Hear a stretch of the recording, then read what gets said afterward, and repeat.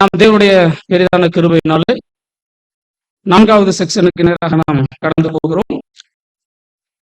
இந்த ஒரு கூட்டத்துக்கு ஆரம்பமாக நாம் அனைவரும் எழுந்திருக்க பாடல் புஸ்தகத்தில் உள்ள 13வது பாடல் அருள் ஏராளமாய் என்கிற அந்த பாடலை நாம் அனைவரும் பாடல் குடிகளோடு சேர்ந்து நாம் பாடலாம்.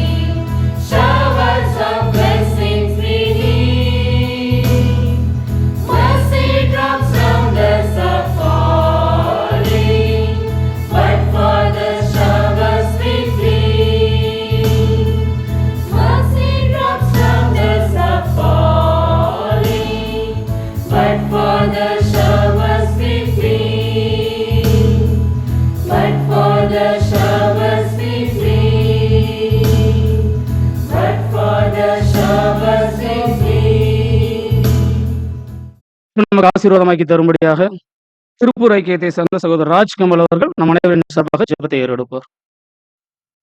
நாம் யாவரும் ஜெபிக்கலாம். எங்கள் அன்பின் பரலோக தந்தையே, வானாதி வானங்களில் வீட்டிலிருந்து மணமக்கள் நித்தமும் கண்ணோக்கி பார்த்து வழிநடத்தி வருகின்ற ஒன்றான் தகப்பனே, இந்த நாளையும் இந்த பொழுதையும் எங்கள் ஆசீர்வாதத்தை கொடுத்திருக்காரு நன்றி கர்த்தாவே. இந்த நாளிலும் ஆண்டவரை எங்கள் யாரும் ஒருமாய் கூட்டிக் கொண்டு உங்களுடைய சமூகத்தில் மகத்துவமான காரியங்களை ஆராய்ச்சி கிருபைக்காக நன்றி கர்த்தாவே. இந்த 25வது வாலிப மாநாட்டிலே எங்கள் யாவரும் ஒருமாய் கூட்டி உங்களுடைய சத்திய மகத்துவங்களை எங்களுக்கு கொடுப்பதற்காக நன்றி கர்த்தாவே. தேவனே, இந்த செஷனை கூட உம் கரத்திலே ஒப்புக் கொடுக்கிறோம். தேவனுடைய கிருபை சமாதானம் எங்களோடு இந்த வழிநடத்தட்டும். ஒரு பிரசன்னம் எங்களை ஆளுகை செய்யட்டும். தேவன் தாமே நீங்கள் வழிநடத்துங்க. இந்த சிறிய மன்றாட்டை கூட எங்கள் மீட்பெரும் ரட்சகரும் மனுக்குலத்தில் மேசியாவும் இருக்கிற ஆண்டவராய் இயேசு கிறிஸ்துவின் இனிதான நாமத்தை ஏறெடுக்கிறோம் எங்கள் ஜீவனுள்ள நல்ல பிதாவே. ஆமென். தொடர்ந்து நாம் இந்த ஒரு பகுதிக்கு நேரம் நாம் கடந்து செல்லலாம். இந்த ஒரு தருணத்திலே கொடிய பாவத்தின் நவீன அடையாளங்கள் என்கிற ஒரு தலைப்பின் கீழாக டெட்லி சின்ஸ் மாடர்ன் சின்ஸ் என்கிற தலைப்பின் கீழே நம்முடைய அன்பு சகோதரர் கார்த்திகேயன் பிரதர் கமலஹாசன் அவர்கள் இந்த ஒரு பகுதியை நமக்கு தொகுத்து வழங்குவார்கள். தேவ சமூகத்தில் மிகவும் அன்பாய் கூட்டிச் சேர்க்கப்பட்ட அன்புக்குரிய சகோதர சகோதரிகளே, அருமையான இளைய சகோதர சகோதரிகளே,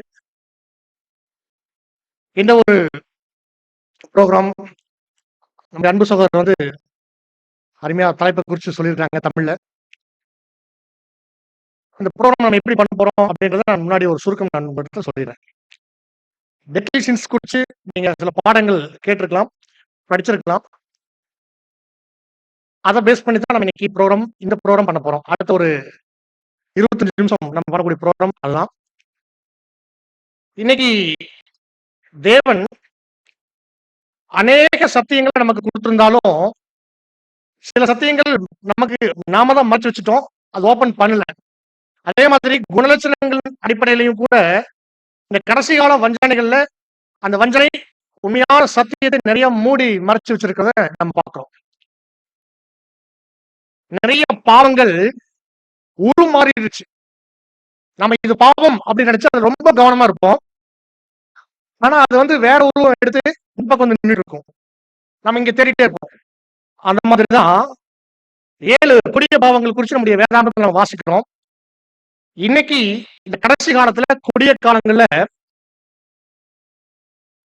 அப்படிப்பட்ட பாவங்கள் என்னவா உருவெடுத்திருக்கு அப்படிங்கறத குறிச்சும் அதனுடைய அடையாளத்தை கண்டு நாம அதை எப்படி அழிக்கணும் அப்படிங்கறத இன்னைக்கு இந்த ப்ரோக்ராம் ஒரு பயிற்சியா நம்ம வந்து எடுத்துக்கொள்ள போறோம். இப்போ நான் உங்கள் மத்தியில உங்க டீம்ல இருந்து ஒருத்தர் வந்து ஒரு லாட் எடுக்கணும். ஒருவர் இல்ல 2 பேர் கூட வரலாம். நீங்க லாட் எடுத்துட்டு நீங்க திரும்ப வந்து என்ன பண்ணலாம்னா நீங்க உங்க சீட்டுக்கு போயிடலாம். அது அந்த கவர்ல மேல நீங்க பார்த்து எடுக்கலாம். எந்த லாட்டுமே பார்க்காம தான் முதல் எடுப்போம். ஆனா இதை நீங்க பார்த்து எடுக்கலாம். அதுல உங்களுக்கு பிக்சர்ஸ் இருக்கும். அந்த படத்துல நீங்க படம் பார்க்கும் பொழுது சில கொடிய பாவங்கள் இன்னைக்கு உருமாறி இருக்கக்கூடிய நவீன அடையாளம் அந்த கவர்ல இருக்கும். அதை நீங்க பார்த்துட்டு எடுக்கலாம். ஒருவேளை இது நாம யோசிக்கிறது சரிதானா, நீங்க இதான் இந்த பாவம் தான் இன்னைக்கு இப்படி உருமாறி இருக்கு அப்படின்னு நீங்க அடையாளம் கண்டுபிடிச்சிட்டு அதை நீங்க செக் பண்ணிக்கணும்னா அந்த கவர் பிடிச்சீங்கன்னா உள்ள பைபிள்ல சொல்லப்பட்ட அந்த வார்த்தை அங்க கொடுக்கப்பட்டிருக்கும். தமிழ்ல இருக்கு, இங்கிலீஷ்லயும் இருக்கு. நீங்க வந்து அதை பார்க்கலாம்.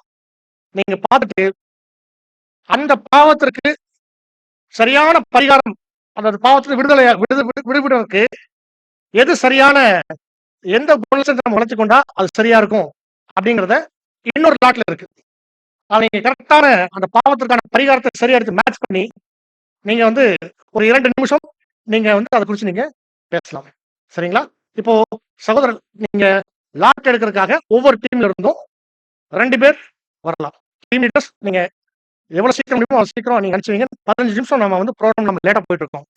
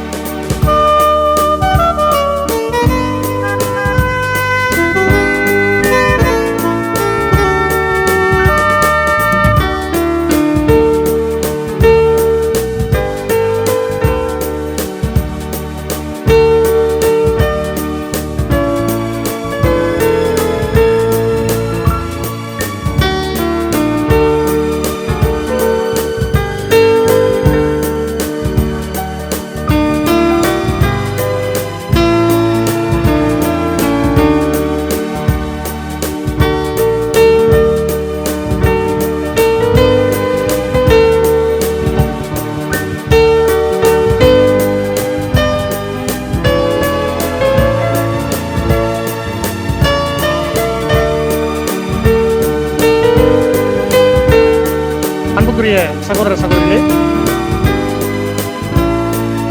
நீங்க டிஸ்கஸ் பண்ணிட்டு வாங்க.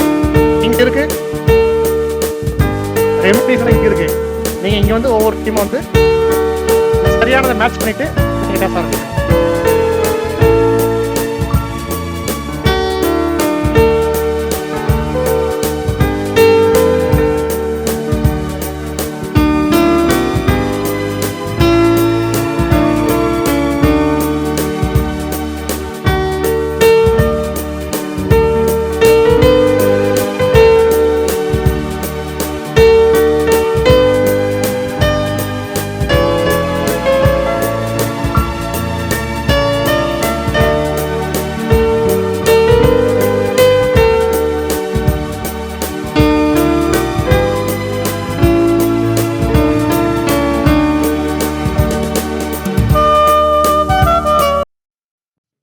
ஓகே, இது ப்ரிப்பரேஷன் டைம் வந்து உங்களுக்கு நீங்க லாக் எடுத்ததுக்கு அப்புறம் உங்களுக்கு டைம் இருக்கு.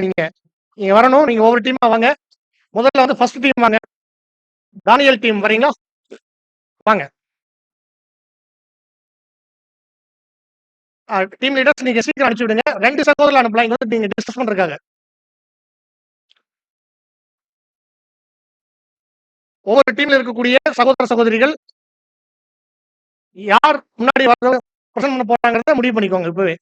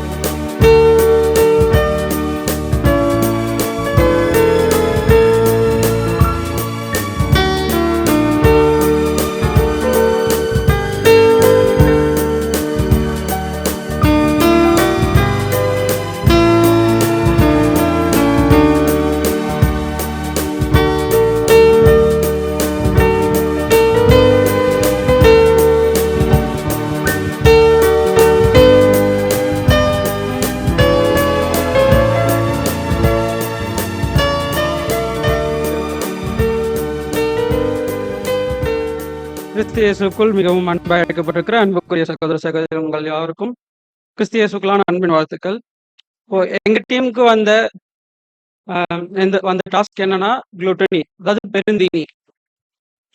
சகோதர சகோதரிகள் அவங்க என்ன விஷயம் சொல்றாங்கிறத நீங்க கவனிச்சீங்கன்னா கண்டிப்பா அது உங்களுக்கு ரொம்ப யூஸ்ஃபுல்லா இருக்கும். இது கேரக்டர் லெசன் அப்படின்றனால நல்ல கவனமா கவனிங்க. கண்டிப்பா வந்து அவருக்கு என்ன பாவம் வந்திருக்கு, அது இன்னைக்கு வந்து நவீன அடையாளமா என்ன மாறி இருக்கு, மாறி இருக்கு, அது என்ன ரெமெடி அப்படிங்கிறது சகோ சொல்ல போறாரு. சரிங்களா? எல்லாருமே கவனிங்க ப்ளீஸ். இப்போ எங்களுக்கு வந்திருக்கிற அந்த பாவம் என்ன அப்படின்னு பார்த்தோம்னா குளுட்டனி, அதாவது பெருந்தீனி. பெருந்தீனினா என்ன அப்படின்னு பார்த்தோம்னா, இப்போ ஒரு ஃபுட் விஷயத்துல நம்மளுக்கு இல்லாத ஒரு அன்கண்ட்ரோல்டான ஒரு விஷயம். இப்போ ஃபுட் விஷயத்துல நம்மளுக்கு கண்ட்ரோல் இருக்கணும். ஏன் அப்படின்னு பார்த்தோம்னா, சில இடத்துல சாப்பாட்டுனால நிறைய பேர் வீழ்ச்சிக்குள்ள போயிருக்காங்க. அது ஒரு டெட்லி சின்ஸ்ல முக்கியமான ஒரு டெட்லி சின்ஸா என்ன பண்ண பெருந்தீனி இருக்குது அப்படின்றத கூட நம்ம பார்க்குறோம். இப்போ இந்த ஒரு காலகட்டத்தில் அது எப்படி மாறி இருக்கு அப்படின்னு பார்த்தோம்னா, பெருந்தீனி ஒரு ஃபேஷனா மாறிடுச்சு. எப்படின்னா, இப்போ லைக் நிறைய பேர் ஃபுட்டின்னு நிறைய பேர் இருப்பாங்க.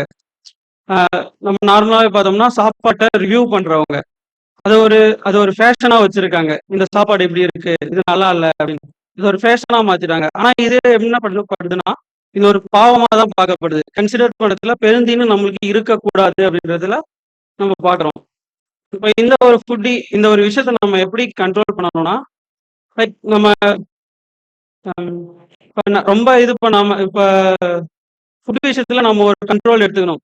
இப்போ நம்ம ஒரு இடத்துல எவ்வளவு சாப்பிடுறோம்னா அதை கண்ட்ரோல் பண்ணிக்கணும். எவ்வளவு சாப்பிடணும், எந்த அளவுக்கு அதை கண்ட்ரோல் பண்ணி நம்ம வச்சுக்கணும் அப்படின்றதுல ஒரு விஷயம் இருக்கணும். அதாவது லைக் டயட் மாதிரி இருக்கணும்.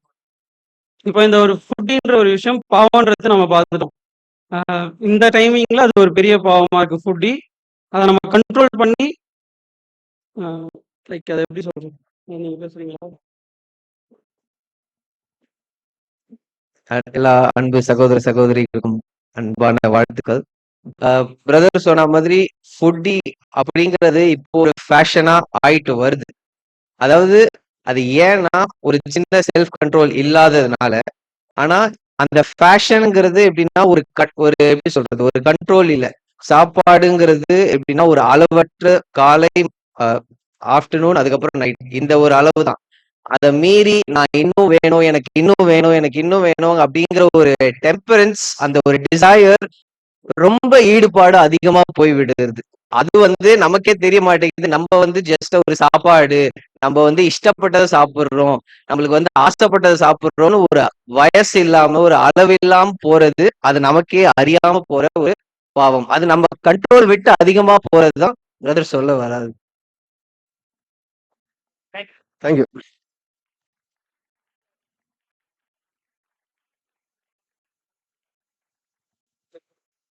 நெக்ஸ்ட் டீம்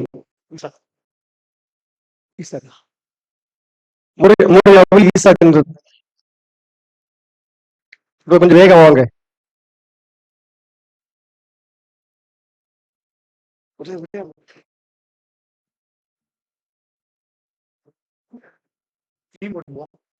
டீம் போர்டு எடுத்து வரீங்க.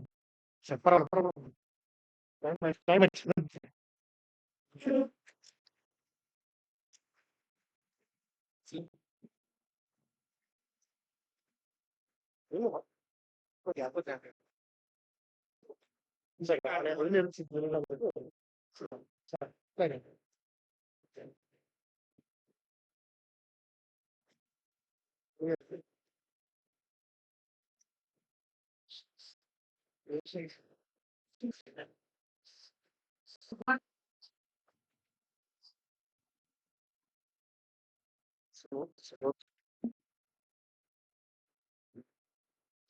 என்ன சொல்லுவாங்க,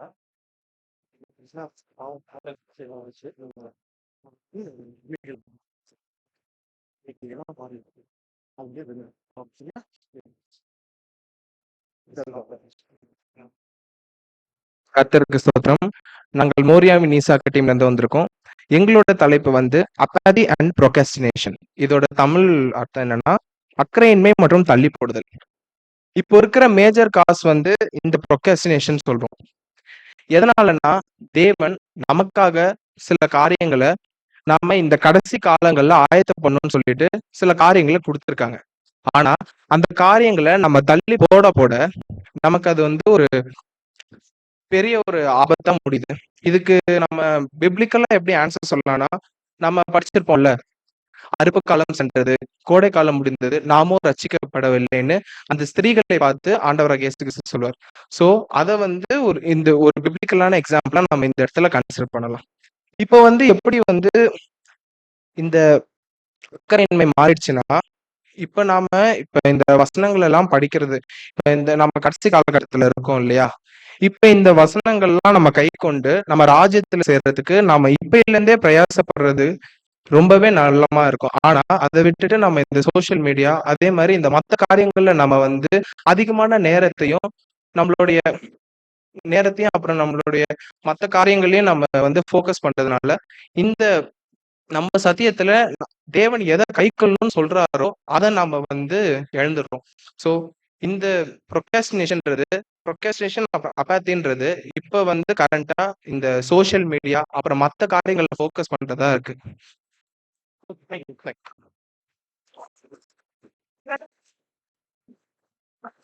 ஸோ another பாயிண்ட் நான் சொல்ல விரும்புறேன். ப்ரொக்ராஸ்டினேஷன் இப்போ யங்கர் ஜெனரேஷன் எப்படி ஒரு பாவமா மாறி இருக்குன்னா, இப்போ ஒரு ஸ்லோகன் இருக்கு, procrastination makes your soul happy. So இது ஒரு இப்போ இருக்கிற யங்கர் ஜெனரேஷன் கிட்ட அது ஒரு ஸ்லோகனாவே மாறிடுச்சு.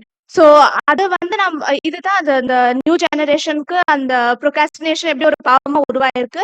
ஸோ இதை நம்ம ஓவர் கம் பண்றது எப்படி பண்ணலாம்னா, நம்ம ஒரு ஜீலோட, நம்ம ஒரு டெலிஜென்ஸோட நம்ம எல்லா விஷயத்தையும் அந்நேரத்துக்கு பண்ணோம்னா நம்ம அதை ஓவர் கம் பண்ணலாம். ஏன்னா தேவன் சொல்லியிருக்கிறாரு, ஒரு திருடனை போல வருவார். ஸோ நம்ம இப்போ பண்ணலாம், அப்போ பண்ணலாம், நம்ம அதை தள்ளி போடக்கூடாது எந்த தேவ விஷயமான காரியம். Next. Stefan. It's the name is Stefan.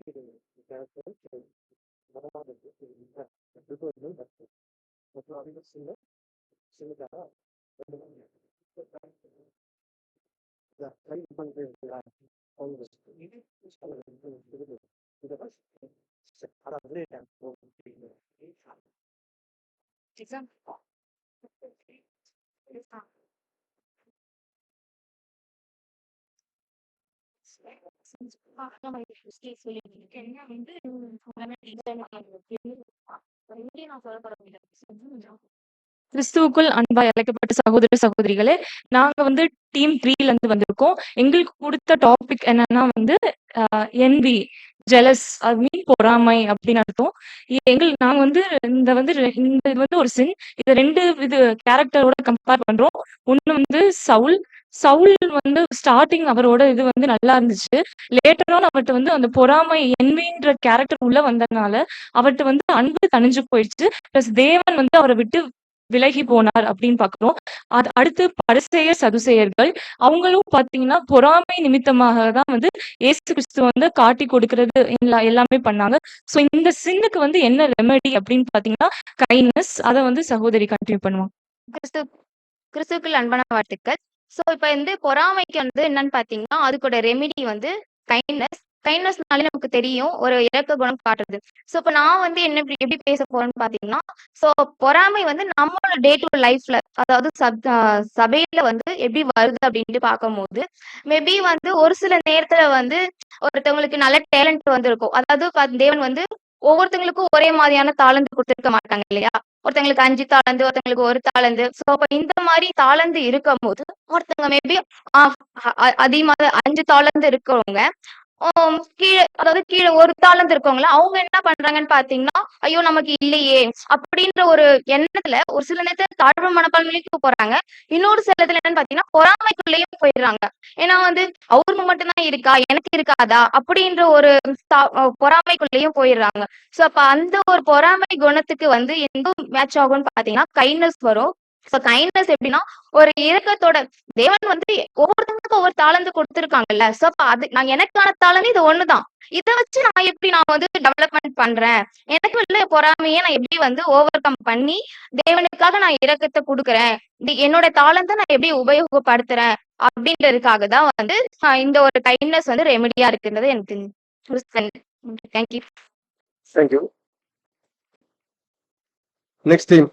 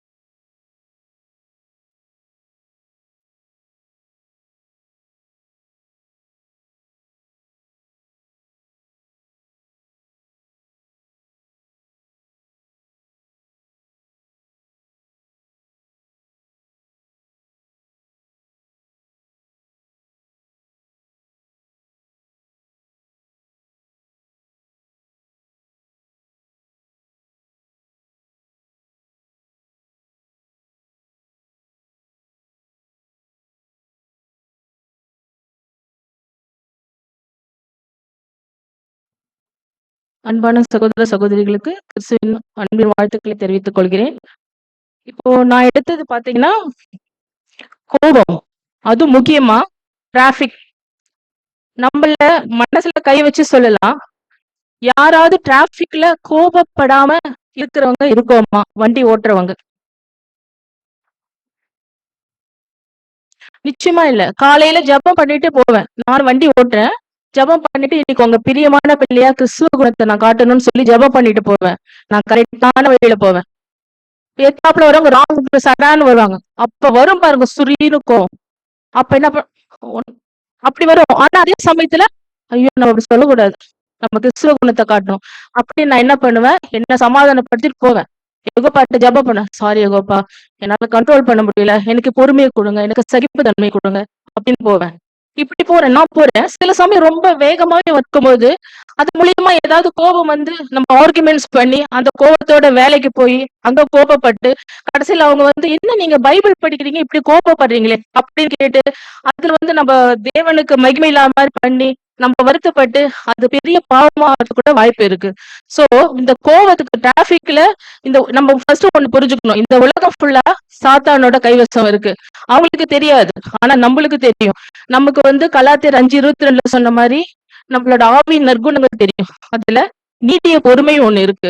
நம்ம வேதத்தை படிக்கிறதும் பிதாவை வந்து அன்பு காட்டுற இயேசு கிறிஸ்து வழி நடத்துக்கணும்னு சொன்னா மட்டும் போதாது, அதை நம்ம மேற்கொள்ளணும். அதுக்கு கடினமான முயற்சி எடுக்கணும். அதுக்கு கடவுள் வைக்கிற ஒரு சோதனையா நான் இதை எடுத்துக்கிட்டு டிராபிக்ல போகும்போது நான் இனிமே கோவம் அவங்க தப்பே பண்ணாலும் ஒரு நிமிஷம் நிதானம் பண்ணி நான் என்ன கண்ட்ரோல் பண்ணிப்பேன் அப்படின்னு நான் செஞ்சு அதுல ஜெயிச்சேன்னா நிச்சயமா நான் பிதா மேல அன்பு வச்சுக்கிறனும், கிறிஸ்துவின் சீஷர் ஆகணும்னு உண்மையான நினைச்சுக்குவேன். சோ ஒரு நாளும் நான் வந்து டிராபிக்ல கோவப்படும் போதெல்லாம் இது தேவன் எனக்கு வைக்கிற பாடம் அப்படி நான் மனசுக்குள்ள நினைச்சிட்டு நிறைய தடவை சாரி சொல்லிட்டு இதுல இருந்து வெளியில வரணும். இன்னைக்கு நான் ஒரு தடவை எனக்கு தப்பு பண்ணாங்கன்னா நான் வந்து உங்களுக்கு தப்பு சொல்லாம பொறுமையா போனேன்னா தேங்க்ஸ் சொல்லிக்கோ மனசுக்குள்ள. இன்னைக்கு நான் வந்து கிறிஸ்துவ குணத்தை காட்டியிருக்கேன், என்னோட பிதாவுக்கு பிரியமா நடந்திருக்கேன் அப்படின்னு. சோ அப்ப கலாத்தியர் குணங்களை படிச்சா மட்டும் போதாது, நீடிய பொறுமை. நம்ம அன்பான அப்பா நீடிய பொறுமையோட இன்னும் நமக்காக காத்துட்டு இருக்காரு. அப்படி இருக்கும்போது நம்ம அவரோட பிள்ளைகளா மாற போறோம். நம்ம எவ்வளவு பெரிய பொறுமையை காட்டணும். அதுக்காக தேவன் வைக்கிற ஒரு சோதனையா இந்த டிராபிக் நினைச்சுக்கிட்டு நம்ம இன்னில இருந்து பொறுமையை கடைபிடிச்சோம்னா நிச்சயமா நம்ம ஜெயிப்போம். இதுதான். தேங்க்யூ. தேங்க்யூ. எகிப்தில் யோசேப்பின் வேகமா வரவும் கொஞ்சம் வேகமா வாங்க.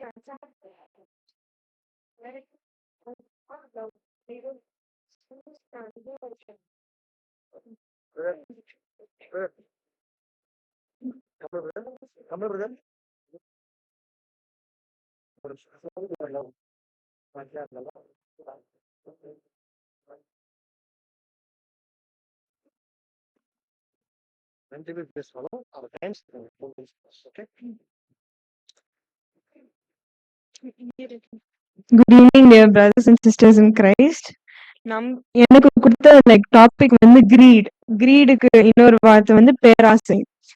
சோ கிரீட் என்னன்னா ஒரு one of the 7 deadly sins. எதுக்காக அது ஒரு 7 deadly sins பாக்கலாம்னா அது எவ்வளோ ஒரு பெரிய ஒரு வஸ்டான விஷயம்னா மத்த திங்ஸுக்கு வந்து ரொம்ப அன்பு கொடுத்து லைக் அது வேணும் வேணும்னு கேக்குற மாதிரி ஒரு இது வேர்ட். அது எப்படின்னா பொருள் செல்வம் மத்த விஷயத்த வந்து ரொம்ப அன்பு கூறுறது.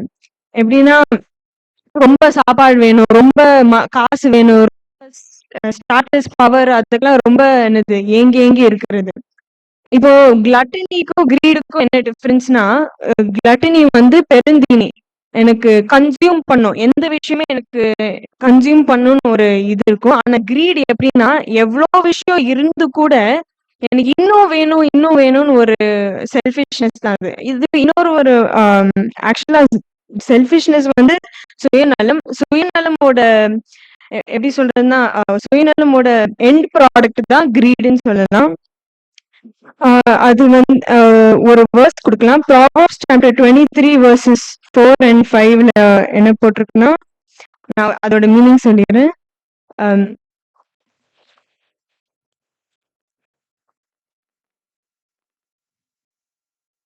Do not toil to acquire wealth. Be discerning enough to desist. When your eyes light on it, it's gone. For suddenly it sprouts like wings, flying like an eagle toward heaven. இந்த verse என்ன சொல்லணும்னா wealth ஸ்டேட்டஸ்க்காக ரொம்ப நீ வந்து தேடி போகாத. ஏன்னா இந்த மாதிரி நீ தேடி போகும்போது அது ஒரு நாள் விங்ஸ் வந்து அது பறந்து போயிடும். அதுக்கப்புறம் அது எங்க போனோன்னே உங்களுக்கு தெரியாது அப்படின்ட்டு ஒரு வார்னிங் மாதிரி ப்ராவர்ப்ஸ்ல கொடுக்குறாரு. ஸோ இப்போ சொல்யூஷனுக்கு வந்து நம்ம இந்த சிஸ்டர் வந்து என்ன கிரீடுக்கு என்ன சொல்யூஷன் நாங்க சொல்லுவாங்க. நம்முடைய பிதாவாகிய தேவனாலும் கர்த்தராகிய இயேசு கிறிஸ்துவினாலும் உங்கள் அனைவருக்கும் கிருபையும் சமாதானம் உண்டாவதாக. எங்களுக்கு வந்திருக்கிற ஸ்லாட் வந்து என்ன அப்படின்னா கிரீட் அப்படின்ற ஒரு விஷயம். கிரீட் அப்படின்னா என்ன அப்படின்னு சொன்னா வந்து பேராசை அப்படின்னு சிஸ்டரே வந்து மென்ஷன் பண்ணிட்டாங்க. ஸோ அந்த கிரீட் அப்படின்றதுக்கு சேமா வந்திருக்க வேர்ட் வந்து என்ன அப்படின்னு சொன்னா சேரிட்டி ஆர் லவ். அதாவது இப்போ வந்து ஆல்ரெடி இந்த சிஸ்டர் என்ன சொல்லியிருந்தாங்க அப்படின்னா இந்த பேராசை அப்படிங்கிற ஒரு விஷயம், பேராசை அப்படின்னா என்ன அப்படின்னா அதுக்கு டெஃபினேஷன் வந்து தனக்கு தனக்கு ஒரு விஷயம் கிடைக்கும், ஆனா அதை தாண்டி வந்து நம்ம என்ன பண்ணுவோம் அப்படின்னா ஆசைப்படுவோம். ஸோ வந்து அந்த ஒரு விஷயம் வந்து நம்ம கிட்ட வந்து இருக்கக்கூடாது. ஃபார் எக்ஸாம்பிள் இப்ப நம்ம சொல்ல போனா, அதாவது பிப்ளிக்கலா சொல்ல போனா அப்படின்னா இப்போ வந்து இப்போ நம்ம யூதாஸ் காரியத்தை கூட நம்ம எடுத்துக்கலாம். ஏன்னா வந்து அவர் என்ன பண்ணுவாரு அப்படின்னு சொன்னா அவருக்கு வந்து ஒரு அக்கௌண்டன்ட் வேலை வந்து கொடுத்துருப்பாரு. சோ அப்படி கொடுத்துருக்கு, அதாவது ஜீசஸ் கிரைஸ்ட் வந்து கொடுத்துருக்கும் போது அவர் என்ன பண்ணுவாரு அப்படின்னு சொன்னா அதாவது 30 வெள்ளி காசா என்ன பண்ணுவாருன்னா பேராசை வந்து படுவாரு. ஆனா இத்தனைக்குமே வந்து அந்த யூதாஸ் காரியத்தை என்ன பண்ணிருப்பாருன்னா எப்படி ஒரு 3.5 வருஷம் என்ன பண்ணிருப்பாருன்னா ஜீசஸ் கிரைஸ்ட் கூடவே வந்து இருந்தவரு. சோ அவரே வந்து என்ன பண்ணுவாருன்னா அவருடைய, அதாவது ஜீசஸ் கிரைஸ்டோட அவரோட கேரக்டர் எல்லாத்தையுமே, அவரோட லவ், அவர் எவ்வளவு மிராக்கிள்ஸ் பண்ணிருக்காரு எல்லாமே வந்து அந்த யூதாஸ் காரியத்துக்கு தெரிஞ்சிருக்கும். ஆனா தெரிஞ்சுமே வந்து என்ன பண்ணுவாரு அப்படின்னா ஒரு 30 வெள்ளி காசுக்காக என்ன பண்ணுவாரு, பேராசைப்பட்டு என்ன பண்ணுவாரு அப்படின்னு சொன்னா அதாவது முத்தம் கொடுத்து வந்து காட்டி கொடுப்பாரு இல்லையா. சோ வந்து ஜீசஸ் கிரைஸ்ட் வந்து நம்மளுக்கு வந்து ஒரு ரோல் மாடல் மாதிரி. சோ வந்து அவர் கூட இருந்தவரே வந்து இந்த மாதிரி பண்றாருன்னா, சோ நம்ம இப்போ நம்ம வாழ்ந்துட்டு இருக்கோம் இல்லையா. சோ எவ்வளவு நம்ம எல்லாருமே வந்து மாம்ச பலவீனத்துலதான் இருப்போம். எல்லாருமே வந்து நம்ம பிரதர்ஸ் எல்லாருமே வந்து நல்ல கேரக்டர் வந்து காமிச்சிட்டு தான் இருப்பாங்க. சோ அப்படி காமிச்சாலுமே வந்து நம்மளுக்குள்ள வந்து எப்படி இருக்கும் அப்படின்னு சொன்னா ஒரு சில பேராசைகள் வந்து ஈஸியா வரலாம். ஏன்னா வந்து கூடவே இருந்த ஜீசஸ் கிறிஸ்து கூடவே இருந்தவரே வந்து அப்படி பண்ணிருக்கும் போது நம்மளும் வந்து ஒரு ஒரு நல்லா வளர்ந்துட்டு இருக்கக்கூடிய ஒரு பிரதர்ஸ வந்து ஃபாலோ பண்ணி நடந்தாலுமே நம்ம கிட்ட வந்து எப்படி இருக்கும்னா ஒரு சில தடுமாற்றம் வந்து வரும், பேராசை வந்து படுவோம்.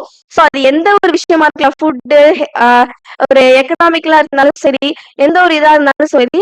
சோ அது லாஸ்ட்ல வந்து நம்ம என்ன பண்ணக்கூடாதுன்னா பேராசை அப்படிங்கிற ஒரு விஷயம் வந்து பண்ணக்கூடாது. அதுக்கு வசனம் வந்து என்ன அப்படின்னு சொன்னா 1 தீமோத்தேயு சாப்டர் 6 and verse 6 வந்து என்ன சொன்னா போதுமென்ற மனதுடன் கூடிய தேவ பக்தியே மிகுந்த ஆதாயமா இருக்கிறது அப்படின்னு சொல்லி கூட வந்து தீமோத்தேயுக்குள்ள வந்து சொல்லியிருப்பாங்க. சோ வந்து இதை ஃபாலோ பண்ணி, இது கஷ்டம் தான், பட் இருந்தாலும் மைண்ட்ல வரும் தான், பட் இருந்தாலும் நம்ம வந்து அதை தடுத்து நம்ம வந்து அப்படி வாழ்ந்தாதான் நம்ம கிறிஸ்துவோட சபையா போக முடியும். தேவன் தாமே ஆசீர்வதிப்பாராக. ஆமென்.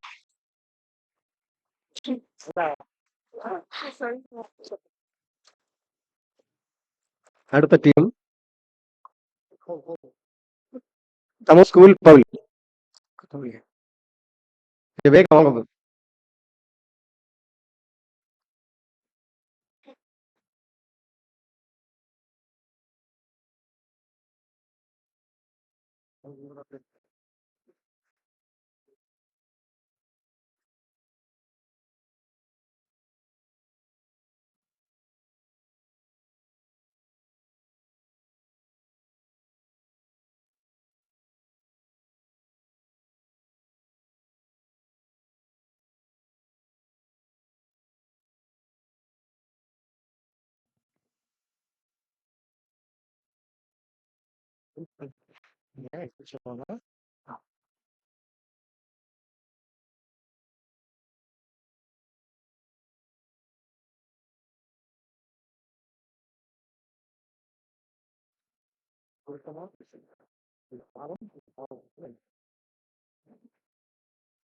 இயேசுவுக்குள் மிகவும் பெரும் அன்பாக அழைக்கப்பட்ட அன்புக்குரிய சகோதரர் மற்றும் சகோதரிகளே, உங்கள் யாவருக்கும் பிதாவாகிய தேவனுடைய நாமத்தினாலும் ஆண்டவராகிய இயேசு கிறிஸ்துவனுடைய நாமத்தினாலும் கிருபையும் சமாதானமும் உண்டாவதாக என்ற அன்பின் வாழ்த்துக்களை முதலாவது தெரிவித்துக் கொள்கிறேன். அன்பான சகோதர சகோதரிகளே, எங்களுடைய டீமுக்கு வந்து கொடுக்கப்பட்டிருக்கிற டாபிக் வந்துட்டு செக்ஷுவல் அண்ட் பான் அடிக்ஷன், பாலியல் மற்றும் ஆபாச போதை அப்படிங்கிறது ஒரு டாபிக் கொடுத்துருக்காங்க. அப்படிங்கிறப்போ இந்த ஒரு விஷயத்த நம்ம எப்படி புரிஞ்சுக்கலாம் அப்படின்னா, இந்த செக்ஷுவல் அப்படின்ற ஒரு விஷயமா வந்து என்ன அப்படின்னு பார்க்கும் பொழுது ஒரு அடிக்ஷன் கேட்டகரியில வரும் இந்த ஒரு விஷயம் வந்துட்டு. அப்போ இந்த ஒரு அடிக்ஷன்ல இருந்து நம்ம எப்படி நம்ம வெளியில வரணும் அப்படின்னு பார்க்கும் பொழுது செல்ஃப் கண்ட்ரோல் அப்படிங்கிறது முக்கியம். அப்போ இந்த செல்ஃப் கண்ட்ரோல் மூலியமா நம்ம எப்படி வெளியே வரோம் அப்படிங்கிறத விட ஆவிக்குரிய வழியில நம்ம இந்த ஒரு விஷயத்த எப்படி மேற்கொண்டு வெளியில வரோம் அப்படின்னு பார்க்கும் பொழுது முதலாவது வந்துட்டு ஃபர்ஸ்ட் என்ன பண்ணணும் அப்படின்னா, இந்த ஒரு விஷயத்துல இருந்து வெளியில வர்றதுக்கு நம்ம தேவனை தான் முதலாவது நாடணும்.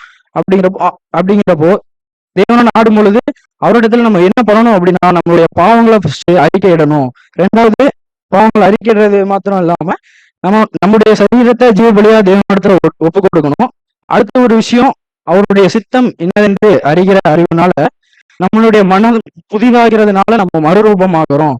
அப்படிங்கிறப்போ இந்த மறுரூபம் ஆகிற ப்ராசஸ் வந்துட்டு பாத்தீங்கன்னா, இப்போ நம்மளுடைய லைஃப்ல எந்த அளவுக்கு வந்திருக்கு அப்படின்னா, எந்த டைம்ல இருந்து நம்ம மறுரூபம் ஆக்கப்படுறோம் அப்படின்னு பார்க்கும் பொழுது, நம்முடைய பேப்டிசம் அந்த ஒரு விஷயத்துலதான் நம்ம மறுரூபம் ஆக்கப்படுற நிலைக்கு உள்ள வரோம்.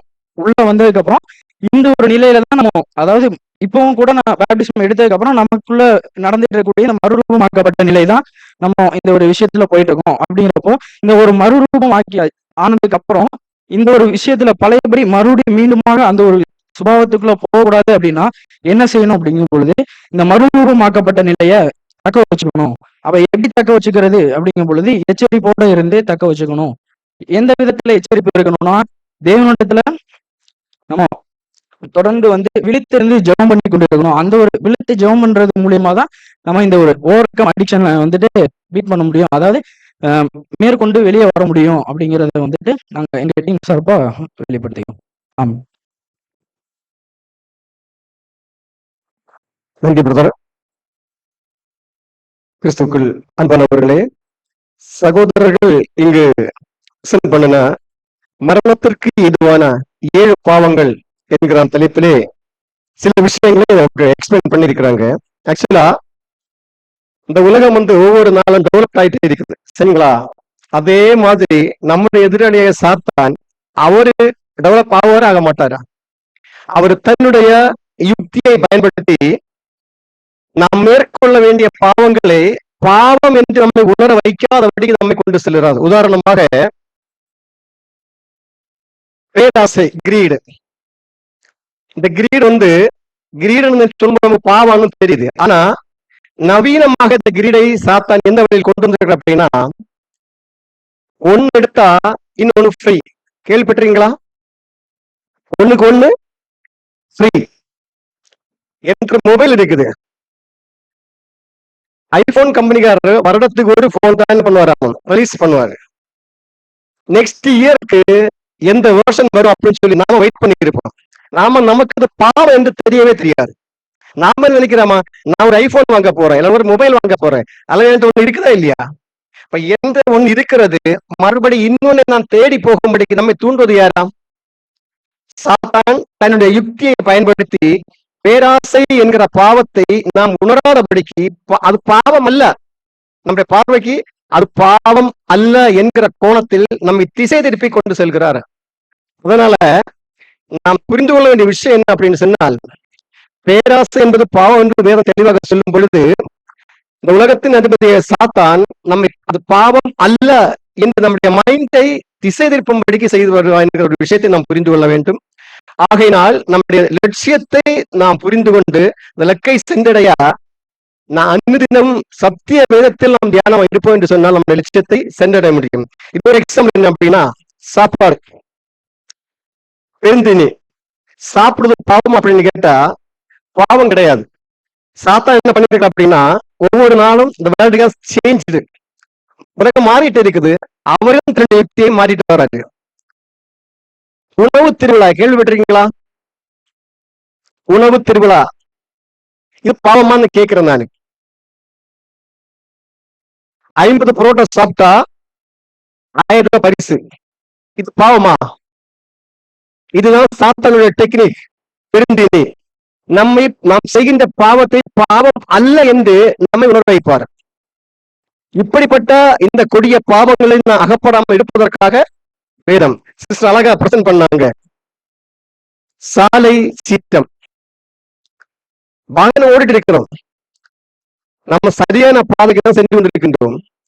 திடீர்னு ஒரு ஆள் வர்றாரு, முட்டை மாதிரி வருவாரு. நம்ம என்ன நினைப்போமா, அட்லீஸ்ட் ஒரு முறைப்போமா இல்லையா? முறைச்சிட்டு என்ன நினைக்கிறோம் தெரியுதா? It's a part of driving.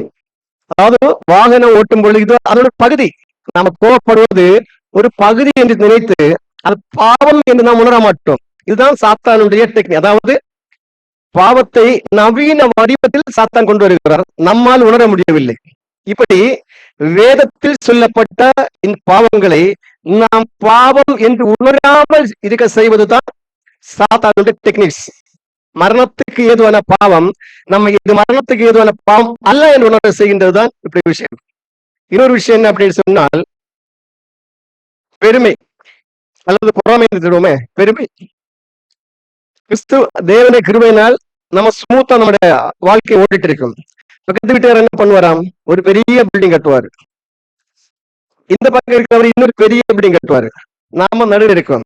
நாம என்ன நினைப்போம் தெரியுதா, என்னுடைய வாழ்க்கை சரியா கரெக்டா ஸ்மூத்தா போயிட்டே இருக்கு, எந்த பிரச்சனையும் கிடையாது. அவர் வீடு கட்டிட்டாரு, இவர் வீடு கட்டிட்டாரு. இப்ப சமூகத்தில் நாம் வாழ்மா இருந்தால் எனக்கு அதே மாதிரி வீடு வேணும் வேண்டாமா? இது யாருடைய டெக்னிக்கம்? இதுதான் அந்த நவீன யுகத்திற்கு ஏற்ற வண்ணமாக பாவத்தை நவீன வடிவில் சாத்தான் கொண்டு வருவது.